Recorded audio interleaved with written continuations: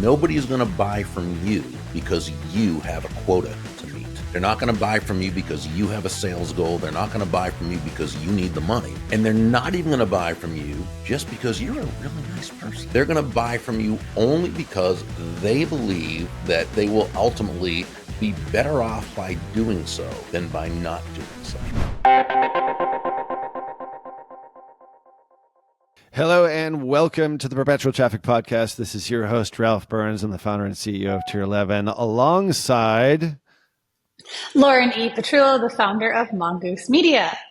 So we are pretty excited today. I would say pretty excited. We say we're pretty excited. Like, we're ecstatic to have this guy on today's show, because before we actually introduce him, the concepts that we're going to discuss here today, for me personally, after 600 some odd episodes, you guys, if you're a longtime listener of Perpetual Traffic, you might have actually figured this out, that the whole idea of success isn't necessarily what's in it for you, but it's really what's in it for other people. And if you put their interests in so many different ways ahead of yours, as opposed to just trying to figure out what's best for you and going after what you want, you actually, by and large, get what you want in the end.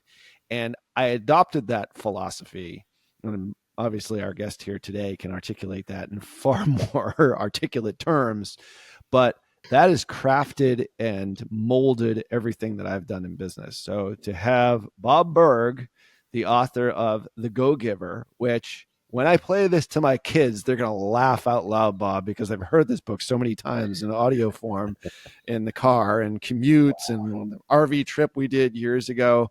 But really, really excited to have you on today's show, Perpetual Traffic. Welcome to PT, Bob Burg. Thank you, Ralph and Lauren. It is so great to be with the two of you, and I've enjoyed getting to know you just before we went on air. So thank you so much for having me. So we're going to try and pack as much as we possibly can into a very short period of time here. So for people who aren't familiar with the book, and by the way, if you are listening, you are going to read this book. If you haven't gotten it already, Lauren just read it for the first time. So she's like fresh. She's a fresh convert. I've been a convert since 2008 when this came out. And I was saying this before we hit record. That's just around the time that I was fired from the corporate world and I had to start this business. And the concepts in the book were the foundational concepts, which I think made us much more successful in the space than maybe a lot of the competition. So if you could sort of explain like what the book is all about, how it sort of came to be. There's obviously some specifics here and how it relates to marketing and to business. That would be a great way to start. Sure. It's a business parable, and it was co-authored with John David Mann, who was really the lead writer and storyteller. He's a brilliant, brilliant writer. I'm much more of a how-to guy, so I'm the boring step one, step two guy. And the basic premise of it is very simple. It's that shifting your focus, and this is really where it all begins, shifting your focus from getting to giving. Now, when we say giving in this context, we simply mean constantly and consistently providing immense value to others, understanding that doing so is not only a more fulfilling way of conducting business, it's actually the most financially profitable way as well. But not for any kind of woo-woo, way out there, magical, mystical reasons. Oh, just do good things and give. And no, not that at all. It's actually much more rational than that. And really, it comes down to when you're that person who can take your focus off of yourself and place it on serving others, discovering what they need, what they want, what they desire. When you can move the focus off of you and onto helping them solve their problems and their challenges, when you make it not about you, but about moving them closer to happiness, people feel good about it. They feel great about you. They want to get to know you. They like you. They trust you. They want to be in a relationship with you. They want to do business with you. They want to tell the world about you. They want to be what we call your personal walking ambassador. And that's really what it's all about. And I think this relates to, obviously it's a great modality in which to do business and to perform in the business environment. But if we relate this over to advertising and marketing, which the name of the show is Perpetual Traffic, which is a component of advertising and marketing, I think this is one of the things that a lot of brands get wrong too. And I actually just came from a conference this past week where we were talking about this exact thing, where it's like, well, if I show your product and how great you are, you're really not selling effectively online. You have to put yourself in the shoes of your target audience, and what do they get? What's the after state? What's the transformation that they get? Who cares about you, really? They only care about themselves. So this relates to how to build a business, but also how to market a business in so many different ways. Would you agree or disagree?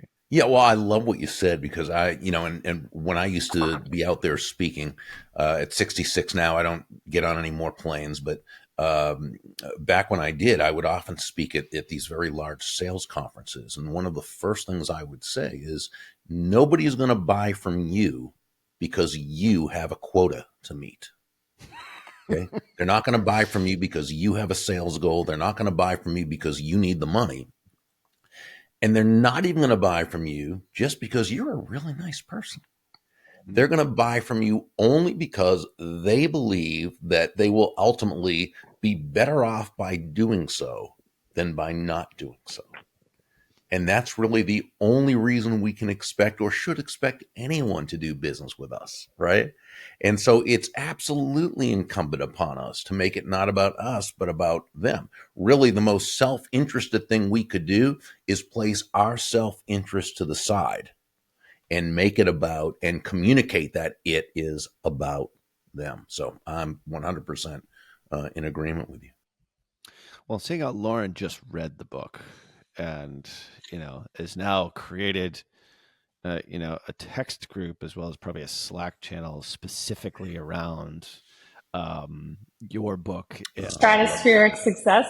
The laws of Love knowing that. stratospheric Yes. success. So I'm going to allow her to ask the question about the 5 laws of stratospheric success, because otherwise I'm just going to monopolize the entire podcast and keep asking you questions out of self-interest. So go ahead. Oh, wait, this is allowed, Ralph. This is the whole point. I love the questions you guys. And you and I have personally talked about this book probably like 4 or 5 times in pre-recordings to other episodes. Honestly, it's been something you have told and impressed upon me a lot. So even before we had the chance to connect with Bob, just so you know, this has been in my library cart. I've been on such a long wait list because in the Orange County library list, there are a whole bunch of people. So when I returned it this morning, I was like, you're welcome. You're getting it 16 days early. So yeah, no, I mean, if you can, obviously the book does go over the 5 laws of how you can catapult into stratospheric success, which is an amazing term, especially coming into Q4. If you're aligning your marketing strategies, this is the stratospheric quarter. You have Black Friday, you have holiday shopping. This is time for stratospheric success. If you can go over high level for the 5. Obviously, you have to read the book to know the amazing stories of Kennard and Joe and then eventually Claire and their success into this. But that's okay. We can certainly go through the laws. And the 5 laws themselves are the laws of value, compensation, influence, authenticity, and receptivity. Law number 1 is the law of value. And this says your true worth is determined by how much more you give in value than you take in payment. Now, when you first hear this, it's a bit counterintuitive. Give more in value than I take in payment. That kind of sounds like a recipe for bankruptcy. So we simply have to understand the difference between price and value. Price is a dollar figure. It's a dollar amount. It's finite. It is what it is. Value, on the other hand, is the relative worth or desirability of a thing, of something, to the end user or beholder. In other words, what is it about this thing, this product, service, concept, idea, that brings so much worth or value to another person that they will willingly exchange their money for it and be glad they did, while you make a very healthy profit. An example outside of your field would be if you were to hire an accountant to do your taxes and she charged you $1,000 to do so. That's her fee or her price. But the value she provides is what? She saves you $5,000 in taxes, saves you countless hours of time, provides you and your family with the security and peace of mind of knowing it was done correctly. So she actually gave you well over $5,000 in value in exchange for $1,000 fee or price. So you feel great about it. And she also made a healthy profit because it was worth it to her to sell her time, her energy, her knowledge, her wisdom, and so forth. So in any free market-based exchange, and when I say free market, I simply mean no one's forced to do business with anyone else. In any free market-based exchange, there should always be two profits: the buyer profits and the seller profits, because each of them come away significantly better off afterwards than they were beforehand. But it comes back to focus, because the reason this exchange took place is not because the accountant was focused on her fee. She was focused on the exquisite value she was providing you. Her fee was the result. This is why John and I say that money is simply an echo of value, right? It's the thunder, if you will, to value's lightning, which means nothing more than that the focus must be on the value you're providing. The money you receive is a natural result of that value. I will say, like, I'll admit, I was going to say that, like, I admit when I was reading this, I just kept thinking, like, as an agency owner who doesn't charge the cheapest pricing, that specific value was harder for me at first to understand. So, like, I loved how much you have that parable aspect. You get to read it through Joe's pessimistic mindset and be like, well, yeah, that's me, and see how it comes to be true. But it helped shift a lot more focus of, like, when we're looking at some of our, much higher invoiced clients and their joy at paying our invoices. In fact, like, some of our highest invoices are the ones that are paid first, paid the happiest. And it's the value delta that you discussed in that first law. That's the key. That is absolutely the key. It's about the overall experience, because there are two types of value. There's intrinsic value, and that's simply the value that, by the very nature of your product or service, that's fine, but it's not enough, because every competitor can also tell that prospective client that they can do the same thing, and to a large degree they can. But even if you do it better, unless that potential client knows, they don't know. And unless that potential client can distinguish between any two agencies, any two people, and whatever, it's always, and this is human nature, it's always going to come down to who has the lowest price. And trying to make low price your unique selling proposition is not a good way to do business. It's not profitable. It's not particularly fun, and it's certainly not sustainable. In fact, I would say when you sell on low price, you're a commodity. When you sell on high value, you're a resource. So what we want is for people who do business the go-giver way, we want them to be on the upper end of the price scale, because they're selling on high value, not low price. And when it comes to communicating that additional value, when you're dealing with either a commodity product or one that's perceived as being a commodity, then you've got to be that additional value, because they're buying you before they're buying your company, before they're buying your service. And so how do you do that? How do you communicate that additional value? And the good news is there are dozens, if not hundreds, of ways to do so, but they tend to come down to 5 what we call elements of value within the law of value. And this is what distinguishes you. These elements of value are excellence, consistency, attention, empathy, and appreciation. And when you go into detail on all 5 of those, they all come down to this: how do you make that person feel about themselves? And then by extension, about you. And to the degree that you can communicate those 5 elements of value, that at every touch point, by the way, in the process, from when you first meet that person, whether it's inbound, outbound, through a referral, however, through the relationship building process, the follow-up, the follow-through, the sales process, the referral process, To the degree that you can communicate those 5 elements of value, that is the degree that you take your competition right out of the picture, and you also take low price out of the picture as well. I think one of the best parts of the book, and we'll get into all the laws here, is that this is not this is not just a list of stuff that you need to do. It's actually you're living it through a narrative.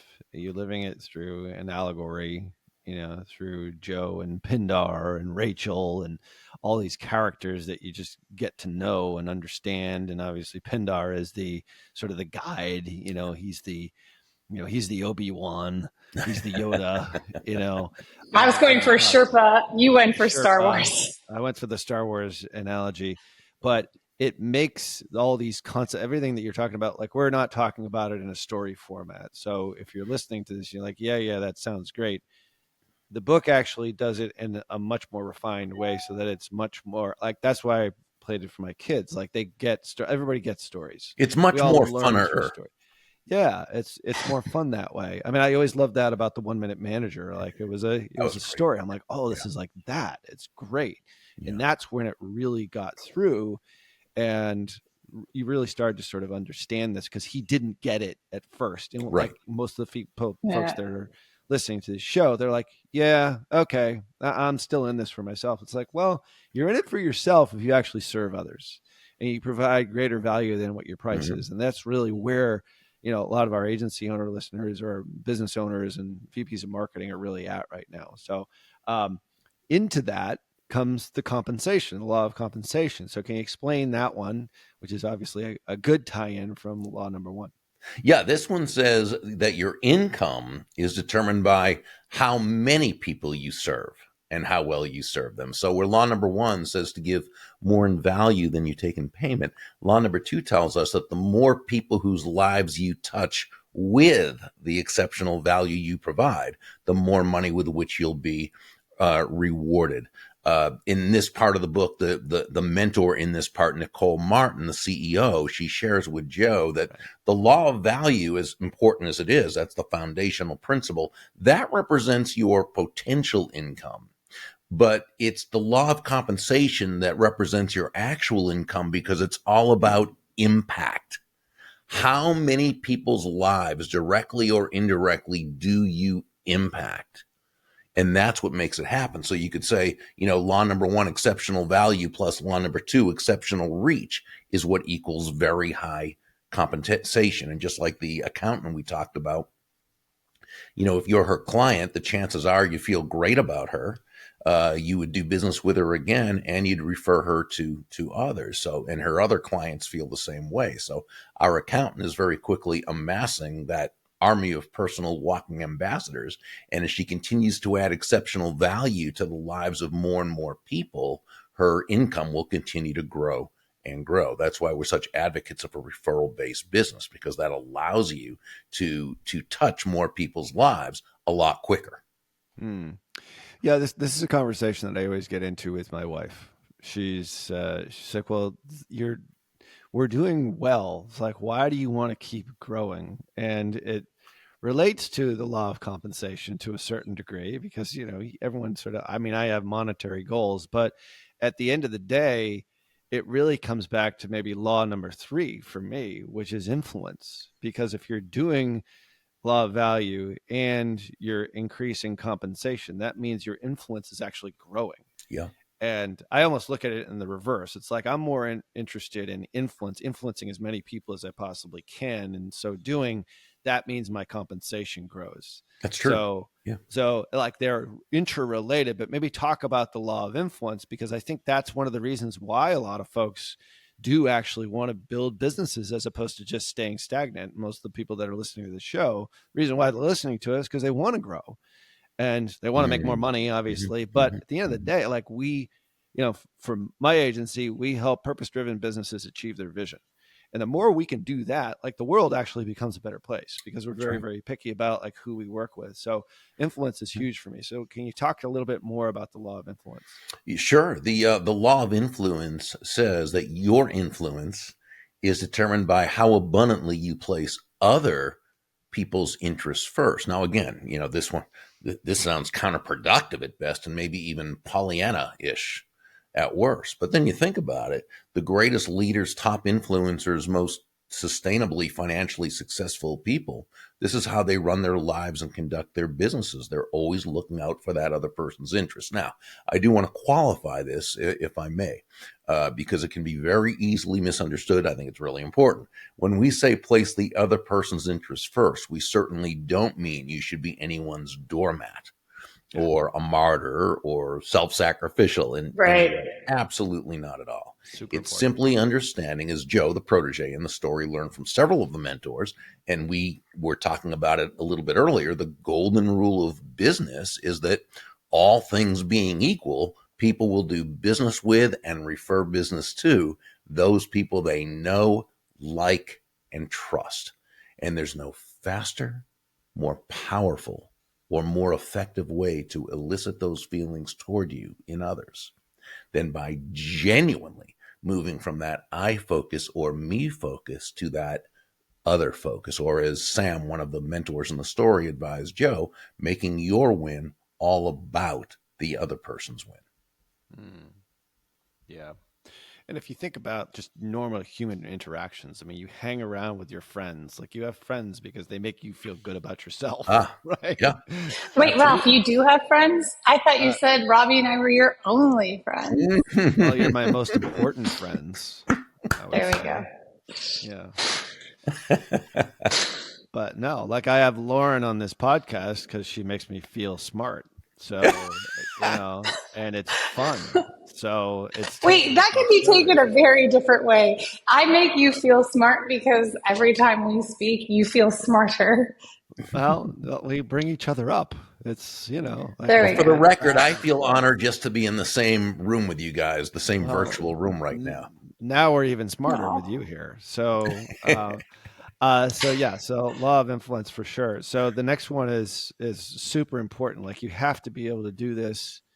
I don't look at this as transactional. So like the whole idea here is not, we had Dr. Robert Cialdini on our show a couple of weeks ago, who invented apparently, the law of reciprocity. I didn't social proof.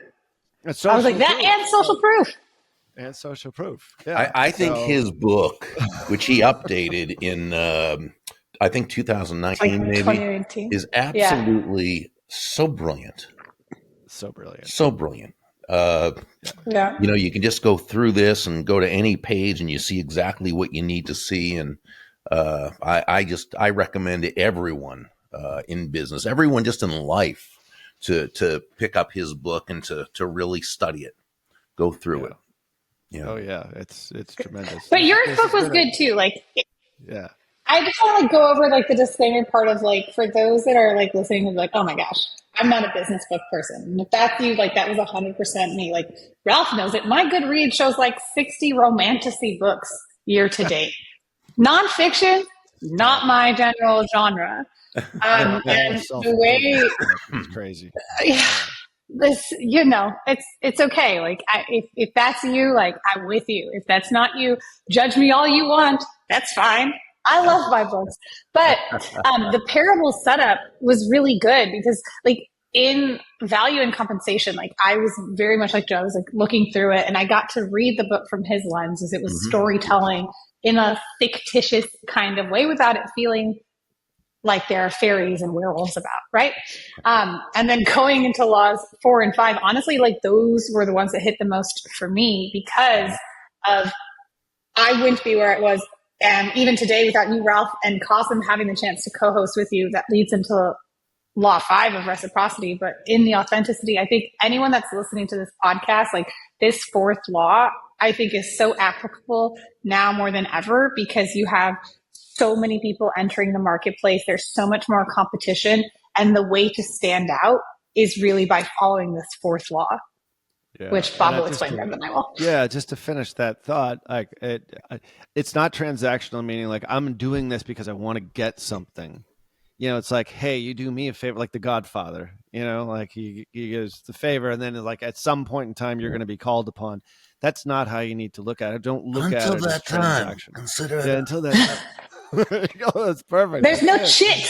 There's no chit that's owed. And man, did he need the Undertaker when Sonny went down. But Oh. anyway, the point is I like don't it's want his mother to authentic. see him like this. I don't want his mother to see Look how they massacred my boy. You see the look at this. Like you got to go to our YouTube channel to see Bob Burg's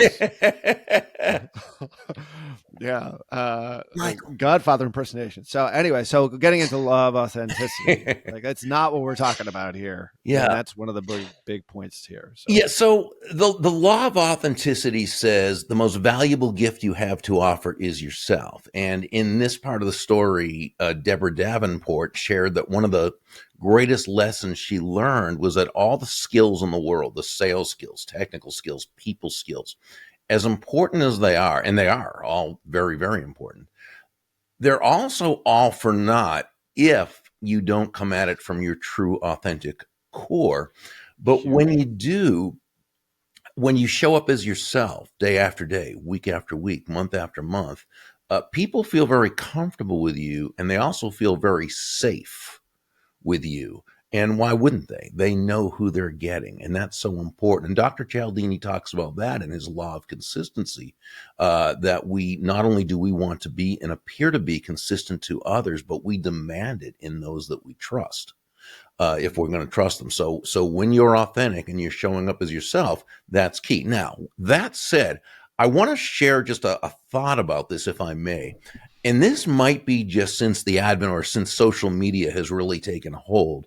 But I think the term or the concept of authenticity has almost been hijacked in a way to mean that, there's no boundaries. Just say whatever you want to say, right. Say it however you want to say it, whatever it is. And just because it's authentic. So, that trumps everything else. You're authentic. Well, I don't agree with that. This would be like the person who says, well, I have anger issues and I yell at people a lot. And if I were to act any differently, that wouldn't be authentic of me. That's baloney. That's hogwash. It simply means that person has an authentic problem. That they need to authentically work on in order to become a better, higher, authentic, effective, authentic version of themselves. So we never want people to use authenticity as an excuse to not grow, but rather as impetus to step into your highest nature, which is your highest authentic self. My definition of authenticity is simply acting congruently with your values. And I think that when you do that, you're really on the right track. Yeah. I love the Deborah Davenport section of the book. It just made me realize that we've done a lot of work with self-improvement experts. And it's like, oh, does the world really need another, person in that space? Or did you really need somebody else to do a new podcast or whatever it is? But they actually buy into the fact that you are who you are. Exactly. And that's and attract. Exactly. And that's it. Like some people don't like me and Lauren and don't listen to this show. I can't imagine that. First, I just want to say for the record, I can't even. Right, that's good. We're going to quote you on that. Now we have it on. Please do. Now we have it on tape. That's right. Tape. Yeah, right. On video. The point is like you can be on tape. Yourself, that's the old days. I know. There I am talking about it. I probably actually bought the original Go Giver on an audio book tape. But anyway, that's a whole other thing, Lauren. You don't even know what those are. Yeah, Lauren's much too young for that. She doesn't remember the video or the audio cassette tape albums back in the day. I remember buying my first one was Zig Ziglar's audio cassette tapes that I went to the back of the room to get when I saw him at a speaking, engagement. They had the big clamshells and you opened them up and it had That's Whoa. That's it. Long time ago. Ones. Yep. Brian Tracy. Brian Tracy, Tom Hopkins, all that. Yeah. Tom Hopkins. Oh my gosh, you're talking my guys here. Oh yeah. Yeah. Lauren's like, who the hell? I had an Usher cassette because I inherited my brother's Walkman, and I couldn't get a CD player, so I had Usher's cassette, and there are two sides. Cassette. See, that's it. So if they don't, if our audience doesn't resonate with the fact that I know what cassettes are, like screw them. You know what I mean? Go listen to another podcast. Go listen to Marketing School, which is one of our competitors, which we always sort of joke about. But anyway, like that would get really good point is that's not it's not an excuse for you to be an asshole, right? It's like we still live No. in a society where Right. you can be yourself without being, and I'm thinking of certain people maybe in the political arena right now that like we don't need that. We need to be civil to each other. And you need to control, if you have anger issues, you need to control that. That's not like who you are, you know what I mean? But be authentic to yourself, but Sure. also we live in a society with other people. So Exactly. yeah. And if civility is a high value, then that's what you do. It doesn't mean you have to say everything that's on your mind at all times and all what, you know. That's what you call your mother for. She loves you and accepts you exactly as you are Nobody else does, 99% of the time. Don't talk to anybody else like you talk with your mother, like when you're talking about your problems. And the last law is an important one. I'm a big believer in this is another one that Lauren needs to read, which is Rhonda Byrne's The Secret, which is the, law of receptivity. It's like you actually have to be ready for it. But let's, explain that one a little bit more. Sure. Well, it's sort of just like you said. I mean, the law of receptivity says that the key to effective giving is to stay open to receiving. This means really nothing more than understanding that, yeah, you breathe out, you also have to breathe in. It's not one or the other. It's an and. You do both. You breathe out carbon dioxide. You breathe in oxygen. You breathe out, which is giving. You breathe in, which is receiving. Giving and receiving are not opposite concepts, though unfortunately the world around us gives us plenty of those messages. The world constantly gives us anti-prosperity messages, and people get them from the time they're very young. They grow up with them, and it's in not only the conscious but the unconscious, and it really, really causes harmful relationships in terms of money, and in terms of abundance, in terms of prosperity, in terms of business, and it's really a shame. So, and I think it's something that is very good for people to make a proactive study of prosperity. There's so many great teachers out there like Randy Gage and Ellen Rogan and David Nagel, the late Bob Proctor, Sharon Lechter, and Lisa Peterson. These people, they write, they speak, they blog, they do videos on prosperity mindset. And, 99% of what they talk about is being able to let go of those mental blocks that keep us from embracing the prosperity we've deserved based on the value we've added to so many people's lives. So, giving and receiving are not opposite concepts. They're simply two sides of the very same coin, and they work in tandem, and we need to embrace that. Yeah. And I think it's an important part of the fifth law is that the whole premise of the book is not to just give. I mean, you at a certain point, like you have to be open to receiving. Well, it's natural. It's that flow of the ebb and flow. It's natural. It's your thumb, the thumb of the hand. Exactly. Yep. Yeah. And I think it's, I actually find that, like this podcast, like we've been doing this for 8 years now. Like it's a lot of giving. And I don't mind asking people specifically for things, not because it's like, hey, you listened to the show and we've done all these shows and you've built your business. Like I met a guy yesterday. I was at a conference with him. He built 7-8-figure businesses based upon the stuff that he learned on this show. And I said, well, now he has this, top 5 podcast in the self-improvement space. I'm like, yeah, I'd love to be a guest on your show. And that was like a classic go-giver move. Like he was like, yeah, I was going to ask you anyway. But I'm sure the point is that you have to be open to it and be, not looking at it as a transaction, but it's a natural extension. It's the breathe in, breathe out, two sides of the coin, like you're saying.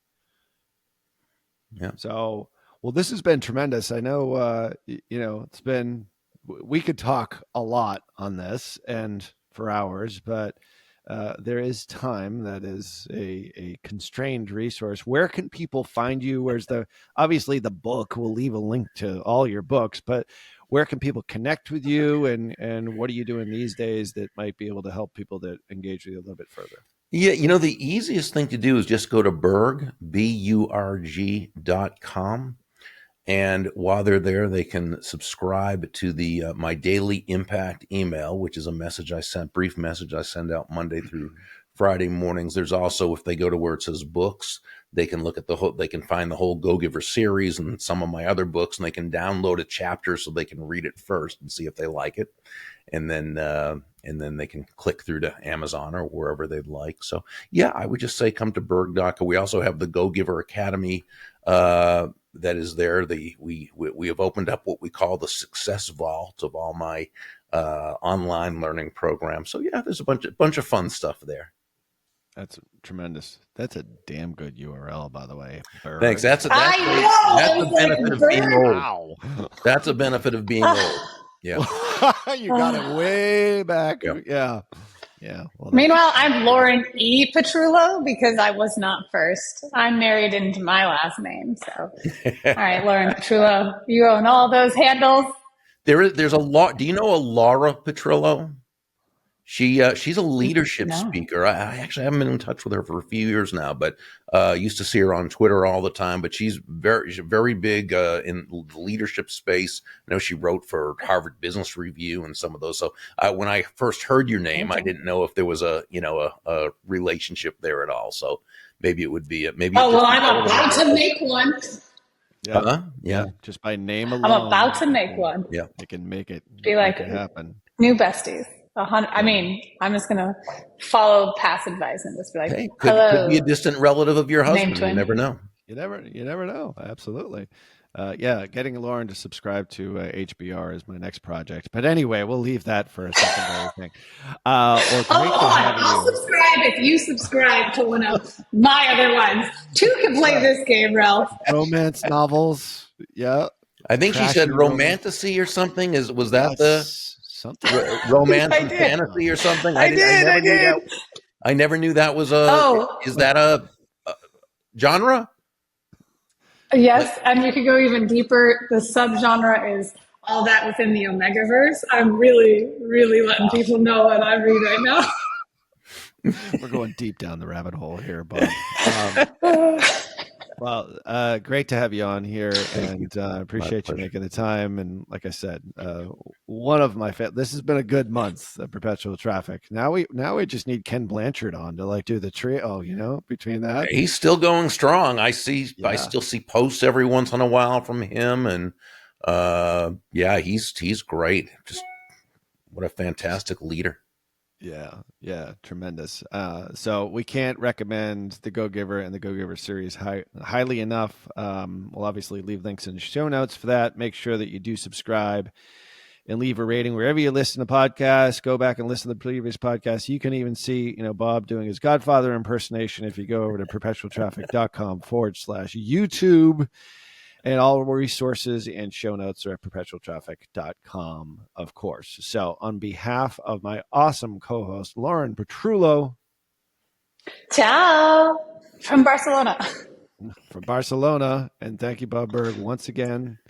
Until next show, see ya.